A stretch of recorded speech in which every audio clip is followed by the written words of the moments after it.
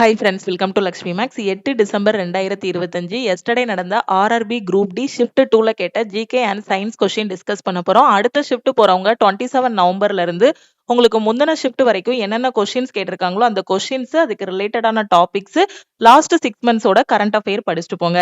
இப்பதான் மேம் நான் railway exam preparation start பண்ணிருக்கேன். எஸ்எஸ்சி எக்ஸாமுக்கு இனிதான் ப்ரிப்பேர் பண்ண போறேன்.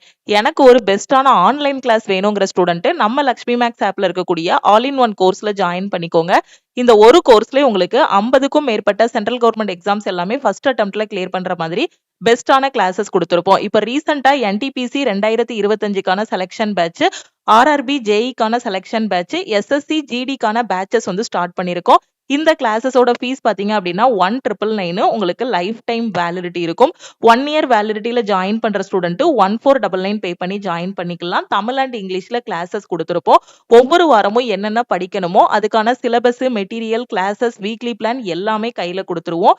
சாட்டர்டே உங்களுக்கு டெஸ்ட் இருக்கும். நான் கிளாஸ்ல ஜாயின் பண்ணணுங்கிற ஸ்டூடெண்ட் இந்த நம்பரை லக்ஷ்மி மேக்ஸ்ன்னு சேவ் பண்ணிட்டு இந்த நம்பருக்கு ஐ வாண்ட் ஆல் இன் ஒன்னு மெசேஜ் பண்ணீங்கன்னா டீம்ல இருந்து கான்டாக்ட் பண்ணிட்டு ஜிபே நம்பர் இல்ல அக்கௌண்ட் நம்பர் கொடுப்பாங்க.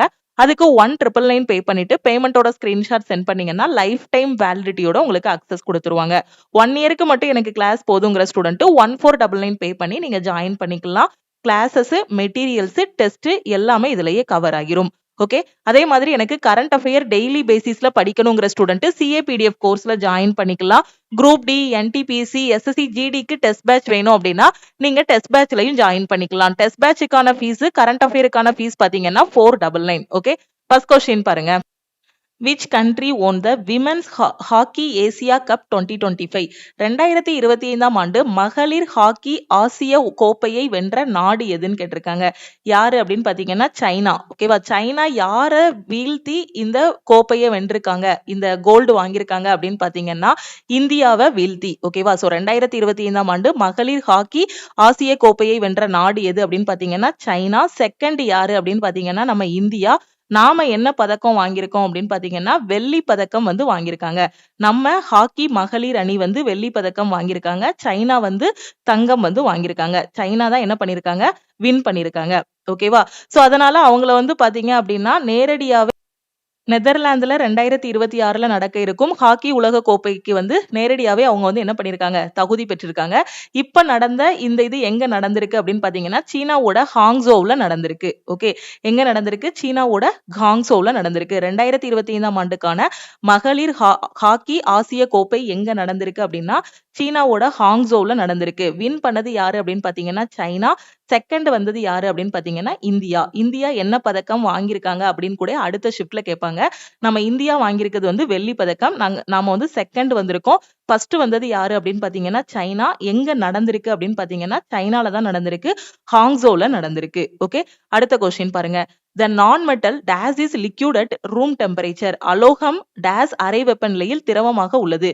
கொடுத்திருக்க ஆப்ஷன்ல எந்த அலோகம் வந்து ரூம் டெம்பரேச்சர்ல லிக்யூடா இருக்கும், திரவமா இருக்கும்னு கேட்டிருக்காங்க. எது அப்படின்னு பாத்தீங்கன்னா புரோமின். ஓகே, புரோமின்ங்கிறது அறை வெப்பநிலையில் திரவமாக இருக்கக்கூடிய ஒரு அலோகம். ஓகே, புரோமின்ங்கிறது ஒரு அலோகம், நான் மெட்டல். இது ரூம் டெம்பரேச்சர்ல எப்படி இருக்கும் அப்படின்னா லிக்யூடா இருக்கும்.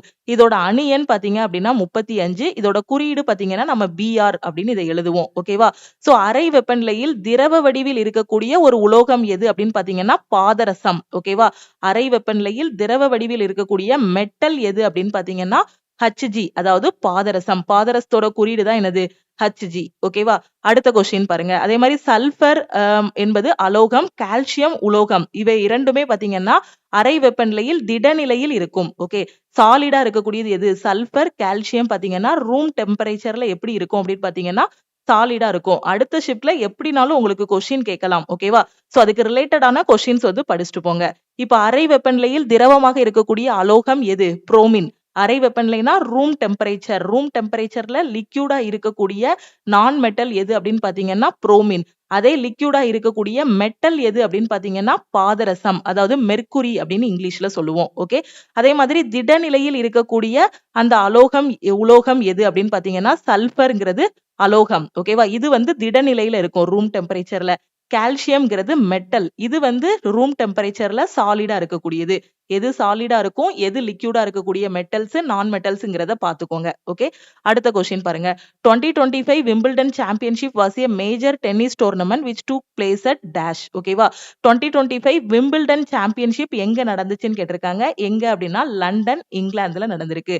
2025 விம்பிள்டன் சாம்பியன்ஷிப் என்பது ஒரு பெரிய டென்னிஸ் போட்டியாகும். இது எங்கு நடைபெற்றதுன்னு கேட்டிருந்தாங்க. எங்க அப்படின்னு பாத்தீங்கன்னா லண்டன்ல நடந்திருக்கு. ஓகே, லண்டன், இங்கிலாந்துல நடந்திருக்கு.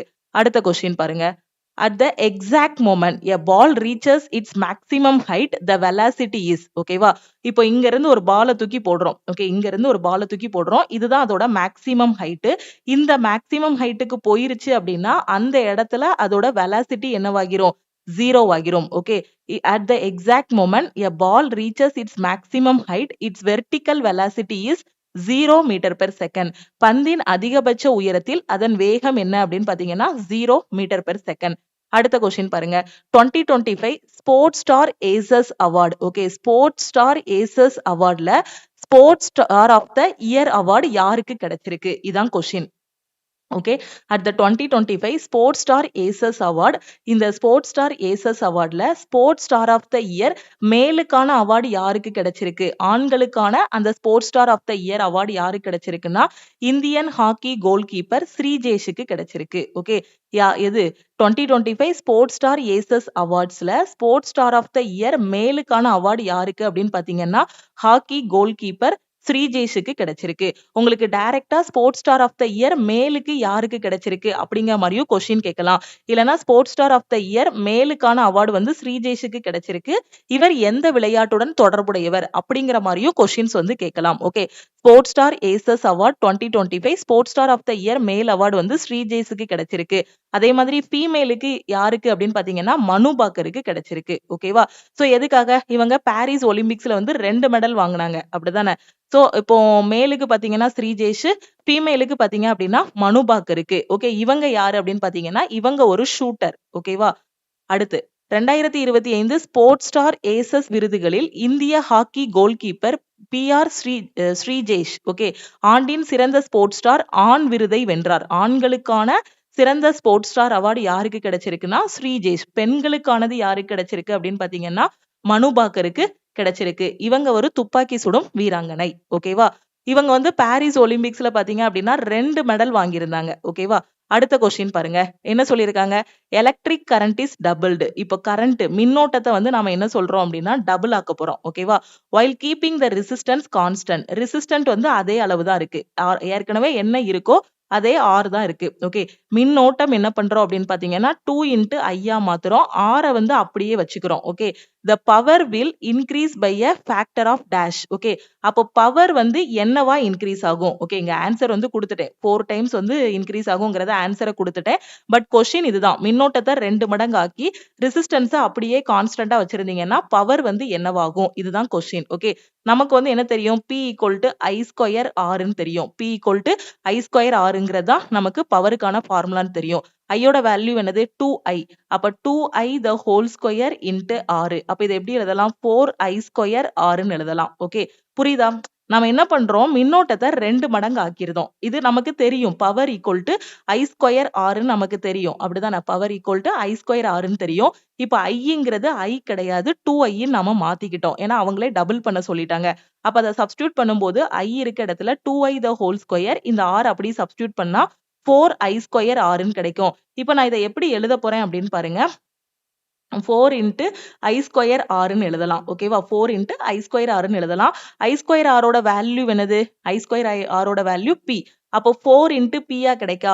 அப்ப மின்னோட்டத்தை 2 மடங்கா மாத்தும் போது அத ரெசிஸ்டன்ஸை எதுவுமே பண்ணக்கூடாது, கான்ஸ்டன்டா வச்சிருக்கோம். மின்னோட்டத்தை 2 மடங்கா மாத்துறோம். மின் தடைய அப்படியே வச்சுக்கிட்டோம் அப்படின்னா பவர் என்னவாகும் அப்படின்னா 4 மடங்காகும். இதுதான் ஆன்சர். ஓகே, கொஸ்டின் என்ன அப்படின்னா மின்னோட்டத்தை 2 மடங்கா மாத்துறீங்க, ரெசிஸ்டன்ஸ் மின் தடைய அப்படியே மாறிலியா வச்சுக்கிறீங்க, கான்ஸ்டன்டா வச்சுக்கிறீங்க அப்படின்னா திறன் என்னவாகும்? பவர் என்னவாகும் அப்படின்னா 4 டைம்ஸ் ஆகும். ஓகே, அடுத்த கொஸ்டின் பாருங்க. தமிழ் மீடியம்க்கு இங்க எக்ஸ்பிளனேஷன் கொடுத்திருக்கேன்.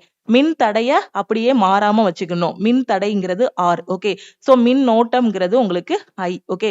சோ மின் ஓட்டத்தை ரெட்டிப்பாக்குறோம். அப்படி ரெட்டிப்பாக்கும் போது பவர் வந்து எவ்வளவு ஆகும்? 4 மடங்காகும். அததான் இப்ப எக்ஸ்பிளைன் பண்ணேன். ஓகே. P = I² Rன்னு தெரியும். I வந்து 2I மாத்திக்கிறீங்க. R ஓட வேல்யூ அப்படி வச்சுக்கிறீங்க. அப்படி வச்சுட்டு சப்ஸ்டிடியூட் பண்ணும்போது 2I the whole square into R ன்னு இருக்கும்.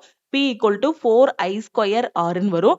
அதுக்கப்புறம் 4 into P = 4 டைம்ஸ் ஆகிருச்சா? 4 into P கிடைச்சிருதா? அப்போ 4 டைம்ஸ் ஆகும் திறன். ஓகே. அடுத்த கொஸ்டின் பாருங்க. C2H5OH. இது என்னது? OH ல முடிஞ்சிருந்தாலே அது வந்து ஆல்கஹால். இதோட IUPAC நேம் என்னன்னு கேட்டிருக்காங்க. Ethanol. Okay. Ethyl alcohol. So IUPAC name என்னது? Ethanol. Okay. IUPAC name of C2H5OH என்னது? எத்தனால். ஓகே. CH3OH இதோட IUPAC நேம் என்னங்கறத கமெண்ட்ல சொல்லுங்க. ஓகே. அடுத்த question. Which country topped the medal tally at the ITTF 2025 Doha? ஓகேவா? So இதுல யாரு வந்து அதிகமான மெடல் வாங்கியிருக்காங்க? ஓகே. ITTF 2025. ITTFனா என்னது? International table tennis federation. Okay. இது எங்க நடந்திருக்கு அப்படின்னு பாத்தீங்கன்னா தோஹால நடந்திருக்கு. இதுல அதிகமான அளவு மெடல் வாங்கின கண்ட்ரி எது அப்படின்னு பாத்தீங்கன்னா சைனா. மொத்தம் எத்தனை மெடல் வாங்கியிருக்காங்க அப்படின்னா 7 மெடல் வந்து வாங்கியிருக்காங்க. Okay. An object's gravitational potential energy is determined by, அதாவது potential energy நிலை ஆற்றல், ஒரு பொருளோட நிலை ஆற்றல் வந்து எதை வச்சு டிட்டர்மைன் பண்றோம்? நிலை ஆற்றல்ங்கிறது என்னது? PE. Okay. potential energy = mgh ன்னு சொல்லுவோம். எதெல்லாம் வச்சு அதை டிட்டர்மைன் பண்ணலாம்? அதோட பொருளோட மாஸ், அது எவ்வளவு ஹைட்ல இருக்கு, சோ பொருளோட நிறை மற்றும் உயரம், இதை வச்சுதான் நம்ம என்ன பண்ணலாம்? பொட்டன்ஷியல் எனர்ஜியை டிட்டர்மைன் பண்ணலாம். ஈஸியான கொஸ்டின் தான். An object's gravitational potential energy is determined by the main factors mass and height above a reference point and the local acceleration due to gravity. அந்த ஃபார்முலா சொல்லியிருக்காங்க. ஓகேவா? சோ பொட்டன்ஷியல் எனர்ஜினா என்னன்னு தெரியும்? mgh ன்னு தெரியும். இதான் பொட்டன்ஷியல் எனர்ஜி. அது எதெல்லாம் டிபெண்ட் பண்ணியிருக்கும்? மாஸையும் ஹைட்டையும் டிபெண்ட் பண்ணியிருக்கும். அந்த பொருளோட நிறை மற்றும் அது எவ்வளவு உயரத்துல இருக்கு, அந்த ஹைட், இது ரெண்டையும் வச்சு இருக்கிறது தான் என்னது? Potential energy. ஓகே.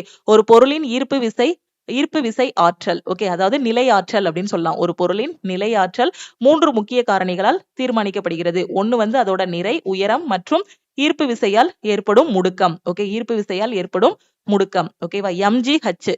பொட்டன்ஷியல் எனர்ஜினால இது 3 வச்சு தானே நம்ம இது பண்ணுவோம். உங்களுக்கு ஆப்ஷன்ல எஸ்டர்டே பாத்தீங்கன்னா ஹைட் மட்டும் இருந்திருக்கலாம், இல்லனா மாஸ் மட்டும் ஆப்ஷன்ல கொடுத்திருக்கலாம், இல்லனா ஜி அதாவது புவியீர்ப்பு முடுக்கம் மட்டும் கொடுத்திருக்கலாம். முடுக்கம் மட்டும் கொடுத்திருந்தாலும் எதுனாலும் நீங்க சூஸ் பண்ணிருக்கலாம். அப்படி இல்லனா உங்களுக்கு மாஸ், கிராவிடேஷனல் ஃபோர்ஸ், ஹைட் இது மூணுமே கொடுத்திருக்கலாம். ஓகேவா? அந்த நிலையாற்றல்ங்கிறது எதை வச்சு இது பண்ணுவோம் அப்படின்னா மாஸ், பொருளோட நிறை, அதோட ஹைட், அதுக்கப்புறம் அதுல ஏற்படக்கூடிய முடுக்கம். ஓகே.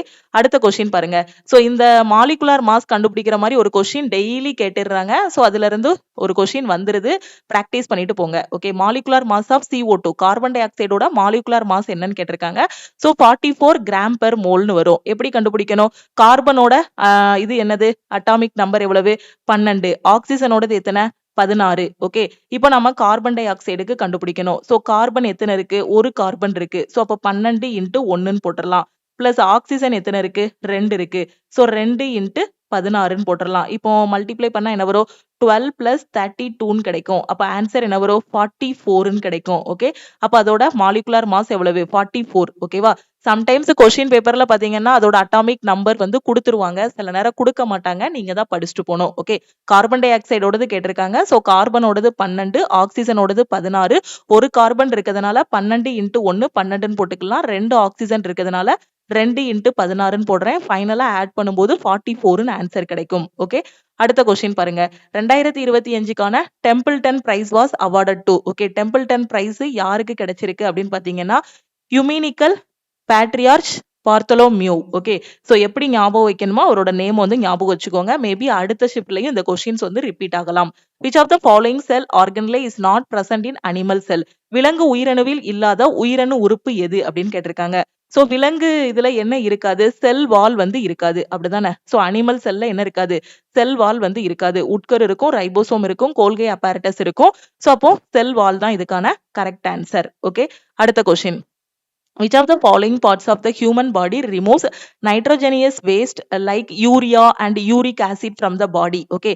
நம்ம உடம்புல இருக்கக்கூடிய யூரியா, யூரிக் ஆசிட வந்து எது வழியா நம்ம வந்து வெளியேற்றுறோம்? மனித உடலின் எந்த பகுதி யூரியா மற்றும் யூரிக் அமிலம் போன்ற நைட்ரஜன் கழிவுகளை உடலில் இருந்து நீக்குகிறது? எதோட வேல்யூ? சிறுநீரகம், கிட்னியோட வேல்யூ அதுதான், அப்படிதானே? சோ யூரியா, யூரிக் அமிலம், இந்த நைட்ரஜன் கழிவுகள்லாம் இருக்கும் இல்லையா, நம்ம கிட்னி தான் அதை சுத்தப்படுத்தி என்ன பண்ணுதோம், நம்ம வந்து அதை யூரினா வெளியே வருது. ஓகேவா? சோ அதுல என்ன கழிவுகள்லாம் வெளியே வருது? யூரியா, யூரிக் அமிலம் கழிவுகள். ஓகே, அடுத்த கொஸ்டின் பாருங்க. RBI launched. ஸோ அந்த கொஸ்டின் ரிப்பீட் ஆயிருக்கு. ஓகே, யார் வந்து பிரவாக் போர்ட்டலை லான்ச் பண்ணியிருக்காங்க அப்படின்னு உங்களுக்கு கேட்டிருக்கலாம். அப்படி இல்லைன்னா ஆர்பிஐ என்ன போர்ட்டல் லான்ச் பண்ணியிருக்காங்க, எப்போ லான்ச் பண்ணாங்கிற மாதிரியும் கேட்டிருக்கலாம். ஓகே, இதுதான் எஸ்டர்டே கேட்ட கொஸ்டின். ஆர்பிஐ லான்ச்டு த பிரவாக் போர்ட்டல் இன் மே 2024. ப்ரீவியஸ் ஷிஃப்ட்லையும் இதே கொஸ்டின் கேட்டிருக்காங்க. ஆர்பிஐ பிரவாக் போர்ட்டலை எப்போ லான்ச் பண்ணாங்க அப்படின்னா மே 2024 லான்ச் பண்ணியிருக்காங்க. ஓகே, ஒரு ஆப்ஜெக்டோட ஸ்பீடு வந்து கொடுத்திருக்காங்க. அடுத்த கொஸ்டின் வந்தாச்சு. If the speed of an object is 54 km/h. Okay, ஆப்ஜெக்டோட ஸ்பீடு வந்து எவ்வளவு? 54 km/h. Okay, and cover a distance of 150 meters. அது எவ்வளவு டிஸ்டன்ஸ் வந்து கவர் பண்ணுது? 150 மீட்டர்ஸ் இடப்பெயர்ச்சி அடையுது அப்படின்னு வச்சுக்கலாம். ஓகே, 150 மீட்டர் வந்து இது பண்ணுது. அதுல ஏற்படக்கூடிய அந்த ஆக்சிலரேஷன் முடுக்கம் என்ன? இதான் கொஸ்டின்ல கேட்டிருக்காங்க. நமக்கு என்ன தெரியும்? v square equal to u square plus 2as, இயக்கத்துக்கான சமன்பாடு தெரியும். ஓகே, சோ vங்கிறது என்னது? உங்களுக்கு ஃபைனலா இருக்கக்கூடிய வெலாசிட்டி. uங்கிறது என்னது? Initial velocity. இது வந்து இறுதி திசைவேகம் அப்படின்னு சொல்லுவோம். எல்லாமே ஆல் இன் ஒன் கோர்ஸ்ல சயின்ஸ்ல உங்களுக்கு நான் சொல்லி கொடுத்திருக்கேன். vங்கிறது இறுதி திசைவேகம், uங்கிறது இனிஷியல் வெலாசிட்டி, ஆரம்ப திசைவேகம். ஓகே, sங்கிறது எவ்வளவு இடப்பெயர்ச்சி ஆகியிருக்கோ அதுதான் நம்ம என்ன சொல்லுவோம்? இடப்பெயர்ச்சி அப்படின்னு சொல்லுவோம். ஓகே, ஒரு ஆப்ஜெக்டோட ஸ்பீடு வந்து 54 km/h கொடுத்துட்டாங்க. நமக்கு பிசிக்ஸை பொறுத்த வரைக்கும் அந்த யூனிட்டை கரெக்டா மாத்திக்கணும். சோ நம்ம km/h எப்படி மாத்திக்கணும்? மீட்டர்/செகண்டா மாத்தணும். அப்ப km/h மீட்டர்/செகண்டா மாத்தணும் அப்படின்னா 5/80 என்ன பண்ணணும்? மல்டிப்ளை பண்ணணும். இது மேக்ஸ்ல படிச்சிருக்கோம், டைம் அண்ட் டிஸ்டன்ஸ்ல.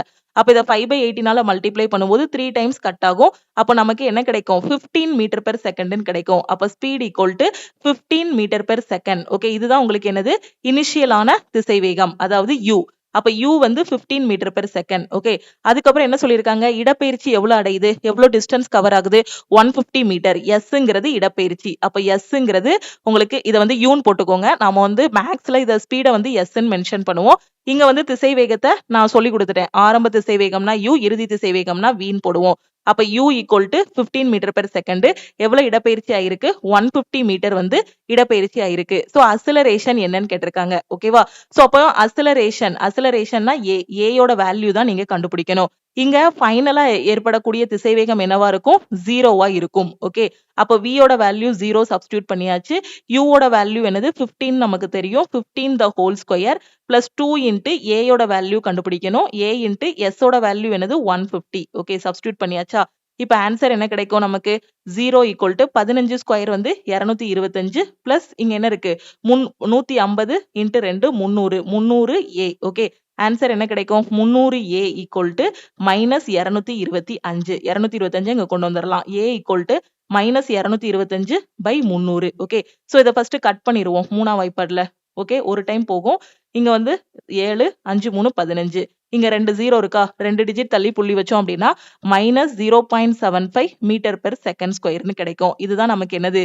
ஏற்படக்கூடிய முடுக்கம். ஓகே, தெளிவா புரியுதா? புரிஞ்சிருச்சா? அடுத்த கொஸ்டின் போலாமா? சோ அடுத்த கொஸ்டின் பாருங்க. If a child inherits an Y chromosome from the father, what will be the sex of the child? Okay, ஒரு குழந்தை பிறக்குது, அப்பா கிட்ட இருந்து Y குரோமோசோம் வருது அப்படின்னா பிறக்கக்கூடிய குழந்தை என்ன குழந்தையா பிறக்கும்? ஆண் குழந்தையா இல்லனா பெண் குழந்தையா? அதுதான் கொஸ்டின். ஒரு குழந்தை தந்தையிடம் இருந்து Y குரோமோசோமை பெற்றால் அந்த குழந்தையின் பாலினம் என்னவாக இருக்கும்? சோ என்னவா இருக்கும்? மேலா இருக்கும், அப்படிதானே? சோ அம்மா கிட்ட இருக்கக்கூடிய அந்த குரோமோசோம் என்னது? XX chromosome. அப்பா கிட்ட இருக்கக்கூடியது என்னது? XY chromosome. அம்மா கிட்ட இருக்கக்கூடிய இந்த எக்ஸும் அப்பா கிட்ட இருக்கக்கூடிய இந்த எக்ஸும் சேர்ந்துச்சு அப்படின்னா நமக்கு XX குரோமோசோம் உள்ள ஒரு குழந்தை வந்து கிடைக்கும். அந்த குழந்தை வந்து என்னவா இருக்கும்? பெண் குழந்தையா இருக்கும்.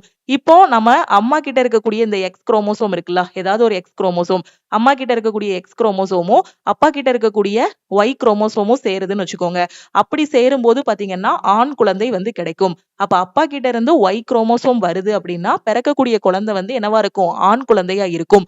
அதே அப்பா கிட்ட இருந்து எக்ஸ் குரோமோசோம் வருது அப்படின்னா பெண் குழந்தையா இருக்கும். தெளிவா புரியுது இல்லையா? பயாலஜில நம்ம படிச்சதுதான். அம்மா கிட்ட இருக்கிறது, பெண்கள் கிட்ட இருக்கிறது பாத்தீங்கன்னா XX குரோமோசோம், ஆண்கள் கிட்ட இருக்கிறது XY. ஓகே, அப்போ இங்க இருக்கக்கூடிய எக்ஸ், இங்க ஆண், சோ ஃபாதர். ஓகே, ஃபாதர் எழுதிக்கோங்க, இத மதர்னு எழுதிக்கோங்க.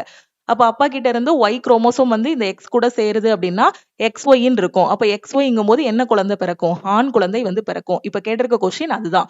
ஃபாதர் கிட்ட இருந்து ஒய் குரோமோசோம் வந்துச்சு அப்படின்னா பிறக்கக்கூடிய குழந்தை என்ன குழந்தையா இருக்கும்? மேலா இருக்கும். ஓகேவா? அப்போ ஒரு குழந்தையோட ஜெண்டரை டிசைட் பண்ணக்கூடிய அந்த குரோமோசோம் வந்து யாருகிட்ட இருக்கு? அப்பா கிட்ட தான் இருக்கு. ஓகேவா? அடுத்த கொஸ்டின் பாருங்க. Complete the chemical reaction. Okay, metal carbonate, அதாவது metal hydrogen carbonate plus acid. Okay, metal கார்போனேட்னா சோடியம் பை கார்போனேட்டை எடுத்துக்கலாம். இந்த மெட்டல் கார்போனேட் வந்து ஆசிட் கூட வினைபுரியுது. ஆசிட் கூட வினைபுரிஞ்சா அவுட்புட் என்ன கிடைக்கும்? இதுதான் கேட்டிருந்த கொஸ்டின். ஓகே, இது நம்ம டெஸ்ட் பேட்ச்ல கூட கொடுத்துருக்கோம் உங்களுக்கு. Okay, sodium by carbonate Na2HCO3 இது வந்து எது கூட வினைபுரியுது? அமிலம். ஏதாவது ஒரு அமிலம் எடுத்துக்கோங்க. Hydrochloric acid. ஓகே, எடுத்துட்டோம். இது வினைபுரியும் போது என்னவாகும்? இந்த சோடியம் இந்த குளோரின் கூட சேர்ந்து சோடியம் குளோரைடுன்னு கிடைக்கும். அதுக்கப்புறம் என்னவாகும்? இங்க ஒரு ஹைட்ரஜன் இருக்கு, இங்க ஒரு ஹைட்ரஜன் இருக்கு. இந்த கொஸ்டினும் ப்ரீவியஸா உள்ள ஷிஃப்ட்ல கேட்டதுதான் ரிப்பீட் ஆயிருக்கு. நீங்க டெய்லி அனாலிசிஸ் பார்த்துட்டு வரீங்கன்னா உங்களுக்கே தெரிஞ்சிருக்கும். இங்க இருக்க ஹைட்ரஜன் இங்க இருக்க ஹைட்ரஜன் சேர்ந்து H2 இருக்கும். இந்த CO3ல இருந்து ஒரு ஆக்சிஜனும் இங்க வந்து சேர்ந்து H2O ஆகிரும். அப்போ மிச்சம் என்ன இருக்கும்? CO2 மட்டும் இருக்கும். அப்போ CO2. அப்போ உலோக கார்பனேட், மெட்டல் கார்பனேட் வந்து ஒரு ஆசிட் கூட வினைபுரியுது அப்படின்னா நமக்கு என்னெல்லாம் கிடைக்கும் அப்படின்னா உப்பு, நீரு மற்றும் என்ன கிடைக்கும்? Carbon di oxide. சோடியம் குளோரைடுங்கிறது என்னது? சால்ட். அதுக்கப்புறம் வாட்டர்ங்கிறது என்னது? H2O நீரு. அதுக்கப்புறம் கார்பன் டை ஆக்சைடு வந்து கிடைக்கும். ஓகே, உங்களுக்கு கொஸ்டின் வந்து ஈக்குவேஷனை சால்வ் பண்ண சொல்லியிருந்தாலும் நீங்க ஈக்குவேஷனாவும் சால்வ் பண்ணிருக்கணும். இல்ல வெறுமனே இந்த மாதிரி கொடுத்துட்டு கேட்டிருந்தாலும் உங்களுக்கு தெரியணும். உலோக கார்பனேட் வந்து அமிலம் கூட வினைபுரியும் போது உப்பு, கார்பன் டை ஆக்சைடு, நீர் கிடைக்கும். அதை தான் நான் எக்ஸ்பிளைன் பண்ணேன். Na2HCO3 HCl கூட வினைபுரியுதுன்னா ஃபர்ஸ்ட் இந்த சோடியமும் இந்த குளோரினும் சேர்ந்து NaCl மாறிடும். அதுக்கப்புறம் என்ன ஆகும்னா இங்க ஒரு ஹைட்ரஜன் இருக்கு, இங்க ஒரு ஹைட்ரஜன் இருக்கு. அந்த H2 வந்துரும். இங்க CO3ல இருந்து ஒரு ஆக்சிஜன் இங்க வந்துரும். அப்ப H2O ஆகிரும். அப்ப மிச்சம் இருக்கக்கூடிய CO2 கேஸா வெளியே போயிரும். ஓகேவா? அப்புறம் ஃபைனலா இந்த ஈக்குவேஷனை சமப்படுத்தும் போது இங்க Na2 இருக்கா? அப்ப இங்க வந்து என்ன பண்ணணும்? முன்னாடி 2 போடணும். அதுக்கப்புறம் வேற எல்லாமே பேலன்ஸ்டா தான் இருக்கா? ஓகே, சோ எல்லாமே நம்ம வந்து 10th ஸ்டாண்டர்ட்ல படிச்சதுதான். நம்ம ஆல் இன் ஒன் கோர்ஸ்லயும் டெஸ்ட் பேட்ச்லயும் உங்களுக்கு இந்த கொஸ்டின்ஸ் வந்து கொடுத்திருக்கோம். Which of the following metals is found in free state? Question repeat ஆயிருக்கு. ஓகேவா? பின்வரும் உலோகங்களில் எது சுதந்திர நிலையில் காணப்படுகிறது அப்படின்னு கேட்டிருக்காங்க. எது அப்படின்னு பாத்தீங்கன்னா பிளாட்டினம். ஓகே, இது வந்து ஃப்ரீ ஸ்டேட்ல இது பண்ணக்கூடியது. இதே மாதிரி ஃப்ரீ ஸ்டேட்ல உள்ளது என்ன அப்படின்னு பாத்தீங்கன்னா தங்கம், வெள்ளி, ஏயுனா தங்கம், கோல்டுன்னு சொல்லுவோம். அதுக்கப்புறம் ஏஜினா சில்வர்னு சொல்லுவோம். பிளாட்டினம், காப்பர் இது எல்லாமே பாத்தீங்கன்னா ஃப்ரீ ஸ்டேட்ல இருக்கக்கூடியது. அடுத்து மெர்க்குரி. உங்களுக்கு ஆப்ஷன்ல எதுனாலும் இருந்திருக்கலாம். எக்ஸாம்ல ஆப்ஷன்ல நான் கொடுத்திருக்க 5 இதுல எதுனாலும் இருந்திருக்கலாம். நீங்க எதுனாலும் சூஸ் பண்ணிருக்கலாம். ஓகேவா? சோ எதுனாலுமே நீங்க சூஸ் பண்ணாலும் கரெக்ட் தான். உங்களுக்கு ஆப்ஷன்ல கோல்டு இருந்தாலும் கரெக்ட் தான், பிளாட்டினம் இருந்திருந்தாலும் கரெக்ட் தான், சில்வர் இருந்தாலும் கரெக்ட் தான், காப்பர் இருந்தாலும் கரெக்ட் தான், மெர்க்குரி இருந்திருந்தாலும் கரெக்ட் தான். ஓகேவா? அடுத்த கொஸ்டின் பாருங்க. The author of the memories and milestone 60 years of the Blue Cross of India. So இந்த இதோட ஆத்தர் யாருன்னு கேட்டிருக்காங்க. மெமரிஸ் அண்ட் மைல்ஸ்டோன் புக்கோட ஆத்தர் யாரு அப்படின்னா V Sriram and Lakshman. Okay, நினைவுகள் மற்றும் மயிர்கற்கள் இந்தியாவின் நீல சிலுவையின் 60 ஆண்டுகள் என்ற நூலின் ஆசிரியர் யாருன்னு கேட்டிருக்காங்க. ஸ்ரீராம் அண்ட் லக்ஷ்மண். ஓகே, அடுத்த கொஸ்டின் பாருங்க. What is the nature of the image formed due to concave mirror when object is placed beyond center of curvature? வளைவு மையத்திற்கு அப்பால் பொருள் வைக்கப்படும் போது குழியாடியால் உருவாகும் பிம்பத்தின் தன்மை என்ன அப்படின்னு பாத்தீங்கன்னா தலைகீழான பிம்பம், ரியல் அண்ட் இன்வெர்டட் பிம்பம். ஓகே, உண்மையான மற்றும் தலைகீழ் பிம்பம் வந்து விழும். அடுத்த கொஸ்டின் பாருங்க. which of the following directly enters the blood stream? Okay, so blood streamல டைரக்டா என்டர் ஆகக்கூடியது எது அப்படின்னு பாத்தீங்கன்னா அட்ரினலின். ஓகேவா? அடுத்து கால்சியம் ஹைட்ராக்சைடு வந்து குளோரின் கூட வினை புரிஞ்சுச்சுன்னா நமக்கு என்ன கிடைக்கும் அப்படின்னு கேட்டிருக்காங்க. கால்சியம் ஹைட்ராக்சைடு குளோரின் கூட வினை புரியும் போது ப்ளீச்சிங் பவுடர் கிடைக்கும். Okay, CaOH twice plus chlorine கூட வினை புரியுது அப்படின்னா இந்த கால்சியம் ஆக்சி குளோரைடா கிடைக்கும். இங்க இருக்கக்கூடிய இந்த கால்சியம், இங்க ஆக்சிஜன் இருக்கு இல்லையா, இதுவும் சேர்ந்து இந்த குளோரின் கூட சேர்ந்து கால்சியம் ஆக்சி குளோரைடா கிடைக்கும்.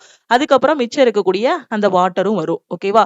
புரியுதா இது எப்படி வந்திருக்குன்னு? CaOH twice plus Cl2 gives என்ன ஆகும்னா CaO இது அப்படி வரும். CaO கால்சியம் ஆக்சி, இங்க இருக்க குளோரினும் அப்படியே வந்துரும். சோ Cl twice 2, அதுக்கப்புறம் மிச்சம் இருக்கக்கூடிய H2O வெளியே வந்துரும். ஓகேவா? சோ நமக்கு இந்த CaOCl2ங்கிறது என்னது? ப்ளீச்சிங் பவுடர், கால்சியம் ஹைப்போக்ளோரைட் இல்லனா கால்சியம் ஆக்சி குளோரைடுன்னு சொல்லுவோம். Calcium hypochlorite. ஓகே, சோ இத தான் நம்ம என்ன சொல்லுவோம்? ப்ளீச்சிங் பவுடர்னு சொல்லுவோம். அடுத்து what cell parts. Okay, what cell parts are visible under the microscope? ஓகேவா? ஸோ மைக்ரோஸ்கோப்ல எந்த பார்ட்லாம் விசிபிளா இருக்கும்னு கேட்டிருக்காங்க. எதுலாம்னா பிளாஸ்மா மெம்பரைன், நியூக்ளியஸ். ஓகேவா? ஸோ நியூக்ளியோலஸ் இது எல்லாமே பாத்தீங்கன்னா மைக்ரோஸ்கோப்ல நாம பார்க்கும்போது விசிபிளா இருக்கக்கூடியது. Who has been appointed as the IMF Executive Director for 3-year term starting August 28, 2025? August 28, 2025 முதல் 3 ஆண்டு காலத்திற்கு IMF-இன் நிர்வாக இயக்குனராக நியமிக்கப்பட்டவர் யாரு அப்படின்னு பாத்தீங்கன்னா உர்ஜித் பட்டேல். ஓகேவா? நம்ம ஃபார்மர் RBI கவர்னர், முன்னாள் RBI கவர்னரா இருந்தவர். Okay. Who has been awarded with the Nobel Peace Prize in 2025? Nobel piece price 2025 யாருக்கு கிடைச்சிருக்கு அப்படின்னு பாத்தீங்கன்னா மரியா கொரினோ மச்சடோ. ஓகேவா? அதெல்லாம் மரியா அப்படின்னு மட்டும் ஞாபகம் வச்சுக்கோங்க. ஓகே. சோ இவங்களுக்கு தான் நோபல் பீஸ் பிரைஸ் வந்து கிடைச்சிருக்கு. அமைதிக்கான நோபல் பரிசு மரியா. ஓகேவா? சோ மரியான்னு மட்டும் ஞாபகம் வச்சுக்கோங்க. ரிமைனிங் நேம் கூட நீங்க ஞாபகம் வைக்க வேண்டாம். ஓகே. சோ இவங்களுக்கு தான் அமைதிக்கான நோபல் பரிசு வந்து கிடைச்சிருக்கு. அடுத்து சிம்பிளிபால் டைகர் ரிசர்வ் கொஸ்டின் ரிப்பீட் ஆயிருக்கு. ஓகே. 107வது இந்தியாவோட 107வது நேஷனல் பார்க்கா நம்ம எதை வந்து டிக்ளேர் பண்ணிருக்கோம்? சிம்பிளிபால் நேஷனல் பார்க். சிம்பிளிபால் நேஷனல் பார்க் எங்க இருக்கு? ஒடிஷால இருக்கு. நீங்க டெய்லி அனாலிசிஸ் பார்த்துட்டு வந்தீங்கனாலே உங்களுக்கு தெரிஞ்சிருக்கும் இந்த கொஸ்டின் ரிப்பீட் ஆயிருக்குன்னு. ஓகே. 107 நேஷனல் பார்க், இந்தியாவோட 107வது நேஷனல் பார்க்கா எதை டிக்ளேர் பண்ணிருக்கோம் அப்படின்னு பாத்தீங்கன்னா ஒடிஷால இருக்கக்கூடிய இந்த சிம்பிளிபால் நேஷனல் பார்க். ஓகே. சோ ஒடிஷால இருக்கக்கூடிய இன்னொரு நேஷனல் பார்க் எது அப்படின்னு பாத்தீங்கன்னா பிட்டர்கனிகா நேஷனல் பார்க். ஓகே. சோ இந்த பிட்டர்கனிகா நேஷனல் பார்க்குக்கு அடுத்த பெரிய நேஷனல் பார்க் எது அப்படின்னு பாத்தீங்கன்னா இந்த சிம்பிளிபால் டைகர் ரிசர்வ், இல்லனா சிம்பிளிபால் நேஷனல் பார்க்னாலும் சொல்லுங்க. ஓகே. இப்ப இந்தியாவோட 107வது நேஷனல் பார்க்கா எதை சொல்லியிருக்கோம் அப்படின்னு பாத்தீங்கன்னா சிம்பிளிபால் நேஷனல் பார்க். இது எங்க இருக்கு அப்படின்னு பாத்தீங்கன்னா ஒடிஷால இருக்கு. இதுதான் கொஸ்டின். ஓகே. ப்ரீவியஸ் ஷிப்ல கேட்டதுதான் ரிப்பீட் ஆயிருக்கு. 39வது தேசிய விளையாட்டு போட்டிகள் எந்த மாநிலத்தில் நடைபெறும்? 39th national games will be held in which state? எந்த ஸ்டேட்ல நடக்கு? மேகாலயால. ஓகே. அடுத்த கொஸ்டின் எத்தனாவது எடிஷன்ங்கிறதையும் பாத்துக்கோங்க, எந்த ஸ்டேட்ல நடக்குதுங்கிறதையும் பாத்துக்கோங்க. 30th United Nation climate change conference இது எத்தனாவதுங்கிறதையும் பாத்துக்கோங்க. COP30 வாஸ் ஹெல்ட் எங்க? பிரேசில்ல. Okay. 30th United Nation climate change conference எங்க நடந்திருக்கு அப்படின்னா பிரேசில்ல. அடுத்து வேர்ல்டு ஹாப்பினஸ் ரிப்போர்ட்ல இந்தியாவோட ரேங்க் என்னன்னு கேட்டிருக்காங்க. ஓகே. வேர்ல்டு ஹாப்பினஸ் ரிப்போர்ட்ல மொத்தம் 147 கண்ட்ரீஸ்ல இந்தியாவோட பிளேஸ் பாத்தீங்கன்னா 118வது இடத்துல வந்து இந்தியா இருக்கு. ஓகேவா? சோ ஃபர்ஸ்ட்ல எந்த நாடு இருக்குங்கிறத மறக்காம கமெண்ட் பண்ணுங்க. What is India's rank in the world happiness report?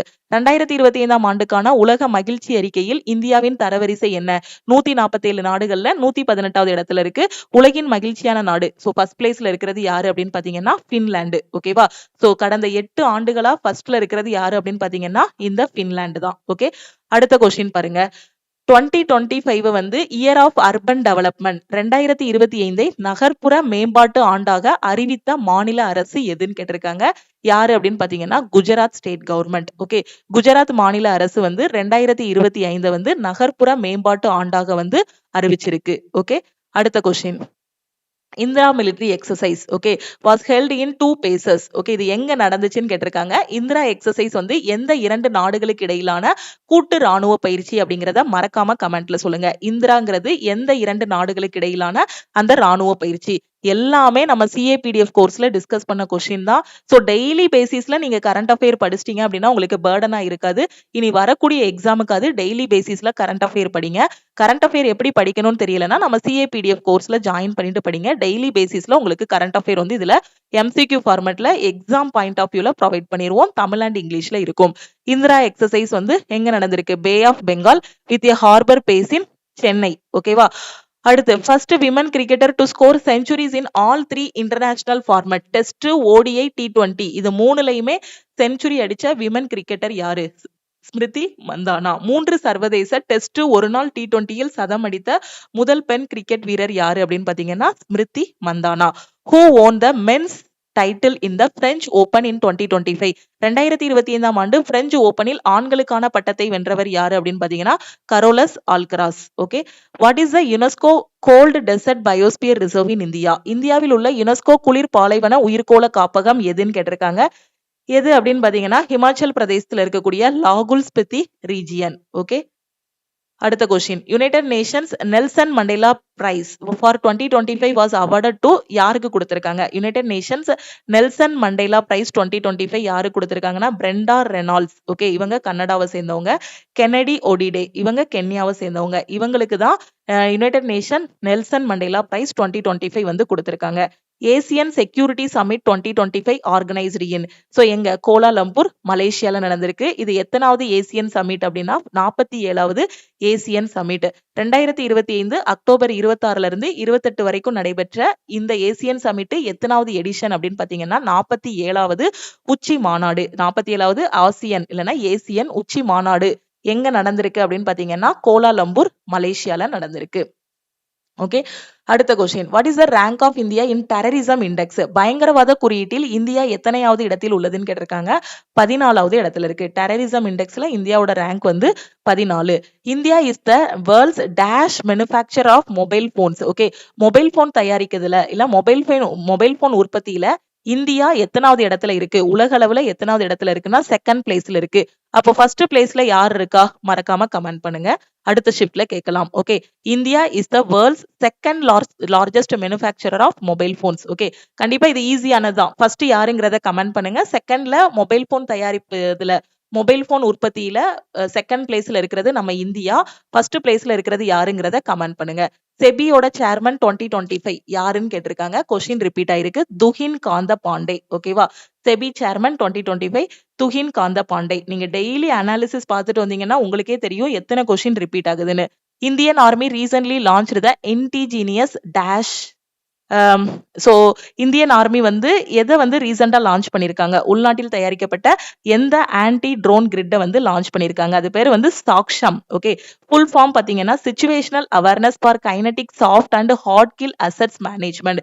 இந்திய ராணுவம் சமீபத்தில் உள்நாட்டில் உருவாக்கப்பட்ட அந்த ஆன்டி ட்ரோன் கிரிட் எது அப்படின்னு பாத்தீங்கன்னா சாக்ஷம். அது பேர் வந்து சாக்ஷம். எக்ஸ்பான்ஷனும் பார்த்துக்கோங்க. அடுத்த question, according to recent report days has recorded the steepest decline in child marriages among girls in India with a reduction of 84% over the last 3 years. கடந்த 3 வருஷங்கள்ல பாத்தீங்க அப்படின்னா குழந்தை திருமணம் எந்த மாநிலத்துல ரொம்ப கம்மியாகிருக்கு அப்படின்னு பார்த்தோம்னா அஸ்ஸாம்ல. ஓகே, இந்தியாவில் பெண் குழந்தை திருமணங்களில் அஸ்ஸாம் மிகப்பெரிய சரிவை பதிவு செய்துள்ளது. ஓகே, ரொம்ப டிக்ளைன் ஆயிருக்குது எங்க அப்படின்னு பாத்தீங்கன்னா அஸ்ஸாம்ல. ஓகேவா, குழந்தை திருமணம் வந்து இங்க அஸ்ஸாம்ல கம்மி ஆயிருச்சு. ஓகே, நல்ல விஷயம் தானே. ஓகே, ஓகே, இதுதான் பாத்தீங்கன்னா ஷிஃப்ட் 2ல கேட்ட கொஸ்டின்ஸ். ஷிஃப்ட் 3ல கேட்ட கொஸ்டின்ஸ் வந்து நம்ம அடுத்த கிளாஸ்ல வந்து டிஸ்கஸ் பண்ணலாம். ஷிஃப்ட் 1ல கேட்ட சில கொஸ்டின்ஸும் இதுல வந்து மிக்ஸ் ஆயிருக்கு. நீங்களே பாருங்க எத்தனை கொஸ்டின் வந்து ரிப்பீட் ஆயிருக்குன்னு. அப்ப நீங்க லாஸ்ட் ஷிஃப்டா இருக்கீங்க இல்ல இன்னும் ஒரு 4-5 ஷிஃப்ட்டுக்கு அப்புறம் தான் உங்களுக்கு எக்ஸாம் அப்படின்னா 27 நவம்பர்ல இருந்து உங்க ஷிஃப்ட்டுக்கு முன்னாடி வரைக்கும் கொஸ்டின்ஸ் எல்லாமே படிக்கும்போது கண்டிப்பா ஒரு 3 கொஸ்டினாவது மினிமமா தான் சொல்றேன், 3 கொஸ்டின் அப்படியே ரிப்பீட் ஆகும். அதுக்கு ரிலேட்டடான டாபிக்ஸ் படிக்கும்போது ஒரு 8 கொஸ்டின் வரைக்கும் உங்களால என்ன பண்ண முடியும்? இந்த லாஸ்ட் மினிட்ல அட்டன் பண்ண முடியும். அப்ப ஏற்கனவே ஒரு 65 எடுத்திருக்க ஒரு பையனோ இல்லைன்னா ஒரு 60 அட்டன் பண்ணிட்டு இருக்கக்கூடிய ஒரு பொண்ணு இருக்காங்க அப்படின்னா லாஸ்ட் மினிட்ல அனாலிசிஸ் பார்க்கும்போது அவங்க ஸ்கோர் 70-70க்கு மேல இம்ப்ரூவ் ஆகும். அப்ப 70-70க்கு மேல இம்ப்ரூவ் ஆயிருச்சுனாலே நம்ம என்ன பண்ணிடலாம்? கட் ஆஃப் விடையே அதிகமான மார்க் எடுத்துடலாம். ஓகேவா, அதனால அனாலிசிஸ் வந்து ரொம்ப ரொம்ப முக்கியம். அது இது நாள் வரைக்கும் எதுவுமே படிக்காம இந்த கடைசி நேரத்துல வெறும் அனாலிசிஸ் மட்டும் பார்த்தோம் அப்படின்னா உங்களுக்கு கண்டிப்பா இந்த 8 மார்க் உறுதியா கிடைக்கும். ஆனா ஃபுல் மார்க் வாங்க முடியாது. வெறும் அனாலிசிஸ் மட்டும் தான் நான் பார்ப்பேன். இது நாள் வரைக்கும் நான் சிலபஸ் எதுவுமே படிக்கல அப்படிங்கிற ஸ்டூடெண்ட்ஸ் வந்து பாத்தீங்கன்னா ஃபர்ஸ்ட் சிலபஸ் எல்லாம் கம்ப்ளீட் பண்ணுங்க. யாருக்கு அனாலிசிஸ் வந்து அந்த லாஸ்ட் மினிட்ல கட் ஆஃபை விட அதிகமான மார்க் எடுக்க யூஸ்ஃபுல்லா இருக்கும்னா இவ்வளோ நாள் வரைக்கும் கஷ்டப்பட்டு லாஸ்ட் மினிட்ல அங்கங்க கொஞ்சம் கொஞ்சம் மார்க் மிஸ் ஆகும் இல்லையா? ஒரு 4 மார்க் 5 மார்க் மிஸ் ஆகிற ஸ்டூடெண்ட் அனாலிசிஸ் பார்க்கும்போது கண்டிப்பா கட் ஆஃபை விட அதிகமான மார்க் வாங்கலாம். நீங்க சிலபஸ் முடிக்கலனாலுமே அனாலிசிஸ் வீடியோ பாருங்க, எக்ஸாம்ல உங்களுக்கு ஒரு கான்பிடென்ட்டை கொடுக்கும். ஓகேவா, ஏன்னா நிறைய பேர் என்ன பண்றாங்கன்னா வெறும் அனாலிசிஸ் வீடியோ மட்டும் லாஸ்ட் மினிட்ல பார்த்துட்டு இதுல இருந்து எனக்கு 100 கொஸ்டினும் வரல மேடம், இதுல இருந்து எனக்கு வந்து சயின்ஸ்ல 25 கொஸ்டினும் வரல அப்படிங்கிறீங்க. அது எப்படி வரும்? இதுல இருந்து இவ்வளவுதான் வரும். ப்ரீவியஸ் ஷிஃப்டோட questions minimum 3 maximum 4 question repeat ஆகும். ரிலேட்டடான டாபிக் படிக்கும்போது மேக்ஸிமமா போனா கூட 10 கொஸ்டின் இல்ல 8 கொஸ்டின் வரதா ரிப்பீட் ஆகும். ஆனா அனாலிசிஸ் பாருங்க. ஓகேவா, இதோட PDF எல்லாமே உங்களுக்கு எல்லா கொஸ்டினையும் கலெக்ட் பண்ணி நம்ம லக்ஷ்மி மேக்ஸ் ஆப்ல ஃப்ரீ மெட்டீரியல்ல உங்களுக்கு நான் ப்ரொவைட் பண்ணியிருக்கேன். அதுல இருந்து நீங்க டவுன்லோட் பண்ணி படிச்சுக்கலாம். நான் இப்பதான் மேம் ரயில்வேக்கு படிக்க ஆரம்பிச்சிருக்கேன், எஸ்எஸ்சிக்கு இப்பதான் படிக்க ஆரம்பிச்சிருக்கேன், எனக்கு ஒரு பெஸ்ட்டான ஆன்லைன் கிளாஸ் வேணுங்கிற ஸ்டூடெண்ட் நம்ம லக்ஷ்மி மேக்ஸ் ஆப்ல இருக்கக்கூடிய ஆல் இன் ஒன் கோர்ஸ்ல ஜாயின் பண்ணிக்கோங்க. ஸோ இது வரைக்கும் நீங்க படிக்கலனாலும் இனி வரக்கூடிய என்டிபிசி எக்ஸாம் அப்ளை பண்ணியிருக்கேன், இல்ல எஸ்எஸ்சி ஜிடி அப்ளை பண்ணிருக்கீங்க, இல்ல இனி வரக்கூடிய RRB group D exam apply பண்ண போறீங்கனாலும் இந்த கிளாஸஸை இப்ப இருந்தே ஸ்டார்டிங்ல இருந்து ஃபாலோ பண்ணுங்க. இதுல நம்ம நிறைய கொஸ்டின் பாத்தீங்கன்னா நம்ம ஆல் இன் ஒன் கோர்ஸ்ல கரண்ட் அஃபேரோட பிடிஎஃப் கோர்ஸ், நம்ம டெஸ்ட் பேட்ச்ல கேட்ட கொஸ்டின்ஸ் தான் அப்படியே ரிப்பீட் ஆகுது. ஓகேவா? அதனால நீங்க ஸ்டார்டிங்லேயே படிச்சிட்டீங்கன்னா ஒரு 4 மாசம் இல்லைன்னா ஒரு 6 மாசம் கஷ்டப்பட்டு படிக்கும்போது ஈஸியா போஸ்டிங் வாங்கிட்டு போயிடலாம். ஓகே, சோ இதுல தமிழ் அண்ட் இங்கிலீஷ்ல கிளாஸஸ் கொடுத்துருப்போம். எந்த டைம்னாலும் நீங்க கிளாஸஸ் பாத்துக்கலாம். ரெக்கார்டட் கிளாஸஸா கொடுத்துருப்போம். எல்லா சப்ஜெக்ட்டுமே கவர் பண்ணிருவோம். தனித்தனி பேட்சஸா கொடுத்துருப்போம். வார வாரம் படிக்கிறதுக்கு பிளானும் கொடுத்துருவோம். எவ்ரி வீக் சாட்டர்டே டெஸ்ட்டும் இருக்கும். இதை தாண்டி எக்ஸாம் படிக்கிறதுக்கு வேற என்ன வேணும்? ஸோ ஃபீஸும் பாத்தீங்க அப்படின்னா 1999 தான். எல்லா சப்ஜெக்ட்டும் கவர் பண்ணிருவோம். லைஃப் டைம் வேலிடிட்டியோட அக்சஸ் இருக்கும். 1 இயருக்கு மட்டும் எனக்கு கிளாஸ் போதும் அப்படின்னா 1499 பே பண்ணி நீங்க வந்து ஜாயின் பண்ணிக்கலாம். நீங்க படிக்கணும். ஓகே, ஒன்ஸ் நீங்க ஒரு 1999 பே பண்ணிட்டீங்க அப்படின்னாலே நம்ம ஆப்ல இருக்கக்கூடிய எல்லாத்தையுமே நீங்க அக்சஸ் பண்ணிக்கலாம். நம்ம கொடுத்துருக்கிறது எல்லாத்தையும் நீங்க படிச்சிட்டீங்க அப்படின்னா கண்டிப்பா ஒரு டாப்பராகவே உங்களால ரயில்வே எஸ்எஸ்சி எக்ஸாம், பேங்க் எக்ஸாம்ல செலக்ட் ஆக முடியும். கிளாஸ் ஜாயின் பண்ணக்கூடிய ஸ்டூடெண்ட் இந்த நம்பரை லக்ஷ்மி மேக்ஸ்ன்னு சேவ் பண்ணிட்டு இந்த நம்பருக்கு ஐ வாண்ட் ஆல் இன் ஒன்னு மெசேஜ் பண்ணுங்க. நீங்க மெசேஜ் பண்ணதும் டீம்ல இருந்து கான்டாக்ட் பண்ணிட்டு ஜிபே நம்பர் இல்ல அக்கௌண்ட் நம்பர் கொடுப்பாங்க. அதுக்கு 1999 பே பண்ணிட்டு பேமெண்டோட ஸ்கிரீன்ஷாட் சென்ட் பண்ணீங்கன்னா பேக் எண்ட்ல இருந்து அக்சஸ் கொடுத்துருவாங்க. 1 இயருக்கு மட்டும் எனக்கு கிளாஸ் போதுங்கிற ஸ்டூடெண்ட் 1499 பே பண்ணி நீங்க வந்து ஜாயின் பண்ணிக்கலாம். கரண்ட் அஃபேருக்கான பிடிஎஃப் கோர்ஸ் இல்ல டெஸ்ட் பேட்ச்ல ஜாயின் பண்றீங்க அப்படின்னா 499 பே பண்ணி ஜாயின் பண்ணிக்கலாம். நீங்க எந்த கோர்ஸ்ல ஜாயின் பண்ணாலும் இதுதான் டீமோட வாட்ஸ்அப் நம்பர். இந்த நம்பருக்கு வாட்ஸ்அப்ல மெசேஜ் பண்ணுங்க. டைம் வேஸ்ட் பண்ணாதீங்க. அடுத்தடுத்து ரயில்வேல இருந்தும் எஸ்எஸ்சில இருந்தும் வாய்ப்புகள் வந்து கொடுத்துட்டு இருக்காங்க. வாய்ப்புகளை மிஸ் பண்ணிடாதீங்க. படிக்க ஆரம்பிங்க. ஓகேவா? அடுத்தடுத்த ஷிஃப்டோட அனாலிசிஸும் பார்த்துட்டு போங்க. திருப்பியும் நாம வந்து நெக்ஸ்ட் கிளாஸ்ல மீட் பண்ணலாம். லக்ஷ்மி மேக்ஸோட டெலிகிராம் சேனல் அண்ட் குரூப்ல ஜாயின் பண்ணல அப்படின்னா டெலிகிராம் சேனல் அண்ட் குரூப்லயும் ஜாயின் பண்ணிக்கோங்க. இன்ஸ்டாகிராம்லயும் லக்ஷ்மி மேக்ஸை ஃபாலோ பண்ணிக்கோங்க. தேங்க்யூ.